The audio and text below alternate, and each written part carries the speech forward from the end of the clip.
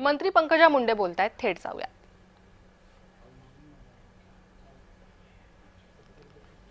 तर जालन्यामध्ये धनगर आंदोलन सुरू आहे। पंकजा मुंडेंनी दीपक बोराडे यांची भेट घेतली आहे। तर जालन्यात आरक्षणाच्या मागणीसाठी धनगरांचं हे आंदोलन। एक पुन्हा संतोष भोईयोगावानी 2014 पुष्कळ मेळावा झाला होता आपल्या मार्केट यार्डमध्ये आणि मी नेमकाच पोलीसची नोकरी करून आलो होतो। माझा काही कोणाचा परिचय नाही काही, पण आमचे लोक आले म्हणून आमचं तिकडून बोराडे बोलू द्या। मी त्यावेळेस 2 मिनिटं बोललो होतो की देवा भाऊ आता 3 वर्ष झाले शेतकऱ्यांवर दुष्काळ आले, त्या दुष्काळाच्या काळात त्यांच्या प्रयत्न त्यांचा दुःख आपण समजू शकतो। माझ्या समाजावर 65 वर्ष झाले दुष्काळ पडलेला आहे। बाबासाहेबांनी जे आरक्षण वगैरे अमृत दिलं आहे त्यापासून आम्हाला वंचित ठेवलेलं आहे।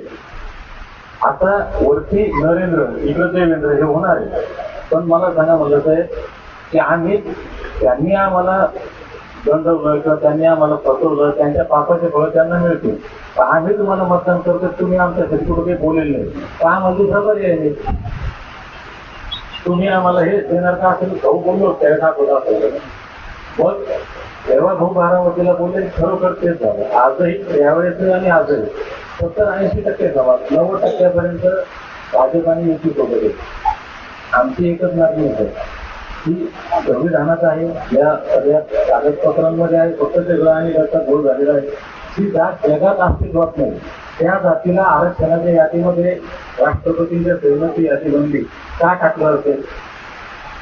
बरं, तेव्हा भाऊ त्यावेळेस बोलले सावकाला की माझा अभ्यास झालेला आहे, मी तुमच्या पहिल्या कॅबिनेट देतो, त्या अर्थी ते असेल सत्ता बदल झाली पण ते झालं नाही। आता 10 वर्ष गेली हरकत नाही। आता आमची विनंती की हे तुम्ही करावं।